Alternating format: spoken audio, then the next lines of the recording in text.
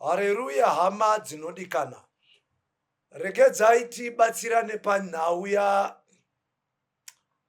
handizvo zviri kuitika munyika yeZimbabwe. Regedza ndisati ndatanga kutaura nyaya yakapfupi, baba ngaa namai ngaa. Tine divorce issues, cases that are on the increase, that are rising.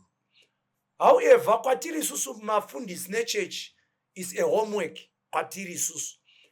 Chechipiri kozoita vanenge masocialites kana kuti vanenge macelebrity, vamwe vanonyepera kunge vari kuita kunge vari kurambana ivo vasingarambani, but uri mutactic wekuti vawane viewership. Zvese zvinhu izvozvo ndichazvitsubvunura pano kuti tibatsirane. Yandinoda kutanga ndataura ndeya kapfupi namai ngaa. Kana chiri chokwadi kuti zveshuwa panapa vanhu varambana, kana kuti vari kurambana, kana kuti vakarambana, ndoda kuti tibatsirane kune vari kufunga zvekare kurambana, kana kuti vari muprocess yekurambana, kana kuti vari pakati pekurambana, kana kuti vakatorambana. Toda tibatsirane pano. Nyaya dzedivorce neseparation hadzisi nyaya dzepublic consumption.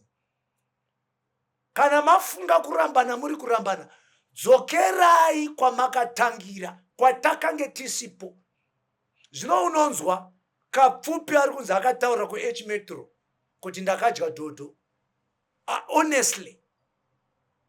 Honestly, mai vanobva vaenda kwaDJ Ola wobva vandotaura kuti akadya dhodho. Hamusi kuona here kuti tsika dzedu dziri kubvaruka? The moral fiber yaibatanidza tsika dzedu nemagariro is being torn apart. Ndoda kuti nditsanangure muninzwisise. Hatirambi kuti vanhu vari kurambana, hatirambi. Vanhu vari kutorambana mazuva ose, but why taking it to the public domain? Unowana chi? Pakufumura mudzimai wako, pakufumura murume wako. Uri kuona kuti mai ngaa vanoti ndanga 20 years mumarriage, but wakuti ndakanga ndazvoona kuti haite pa 20 years kakuita vana 4. Hama dzinodikana, ngatikurei.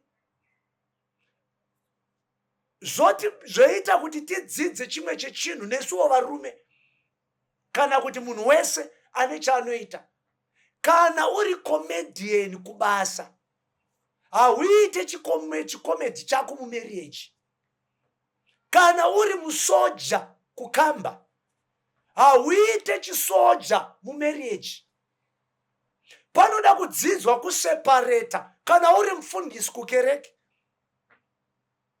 panoda kudzidzwa kuseparata. Zvino vana vedu pavanenge vachiona social media, ezvo mwana wese ane access to TikTok, access to Facebook, access to Insta, access. Anoona baba namai vachikweshana. Tsika dzedu dzakaendepiko? Akaimba Oliver, Dr. Oliver Mtukudzi the late. Tsika dzedu, chinyakare chedu chakaenda kupi?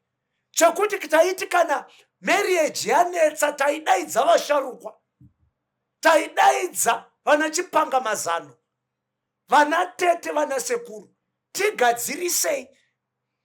But izvezvi munhu afunga zvekurambana, afunga kuramba murume, afunga kuramba mukadzi, anomhanya pasocial media.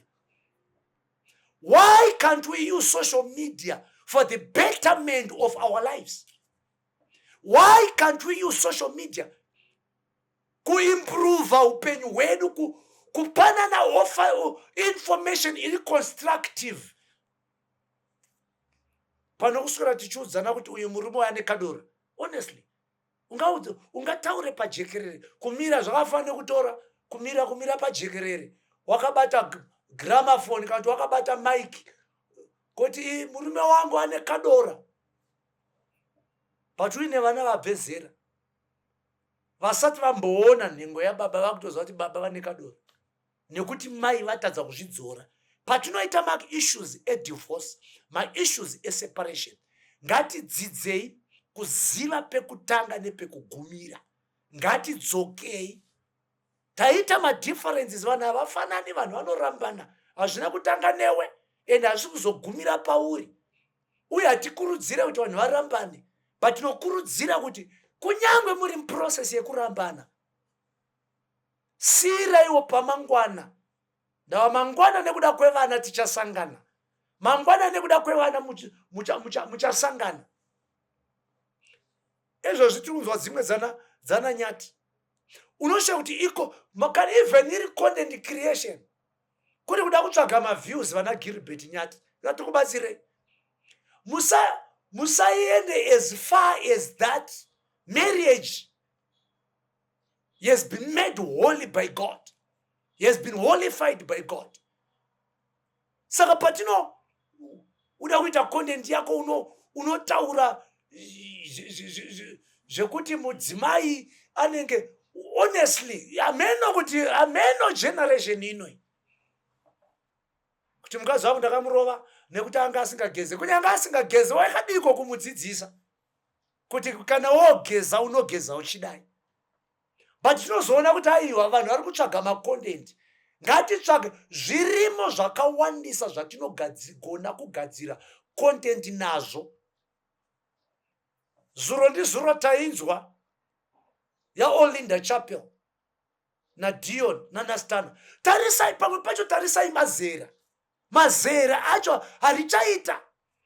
Varume vakuru nevakadzi vakuru vanoita kunge maama 2000, maama 2K. Varume vakuru nevakadzi vakuru vanoita kunge 16, 17, 18 years. Vanhu vakura vane mabusiness, people of high pedigree. But you hear them stooping so, you see them stooping so low, discussing their marital issues on public domain. Nemafundisi cheche takanzwa yapera mazuva apera evidence chari zvikazoresigna kuti haanda kutombozorora chifundisi, haanda kuchizorora. Echinozororeka ndava watadza kuziva kwekuenda nenyaya. Chinonetsa munoziva chii hama dzangu, ndichipedzisa. Nhau inotinetsa inyaya yeego yekunzi handinzwarwo. Inini atotaura paH Metro, atotaura wotobata foni neniwo ndiri kutoda kutaura rangu side rei raunotaura. Dzokerai kwazvakatangira.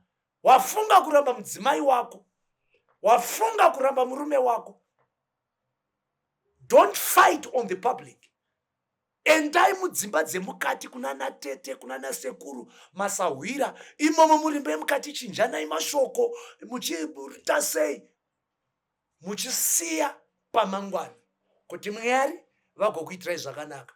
And lastly, zvese zviri kuitika munyika, especially yeZimbabwe, it's a wake up call kukereke. Chiratidzo chekuti church hatina zvatiri kuita kana. Because when the church is irrelevant, divorce has to go down, crime has to go down, corruption has to go down. When the church is in a community, in a space of a society, war unodzika. But mkaona madivorce nemaseparation akuimbwa kudai, vanhu vachiti tinodya dhodho church iripo, zoreva kuti church ine basa. Pane patakadona sechurch patinofanira kugadzirisa. Ngasangane zvekare pano paChibanda Media. Mwari wakuitirai zvakanaka, Mwari wakomborerei. God bless you all.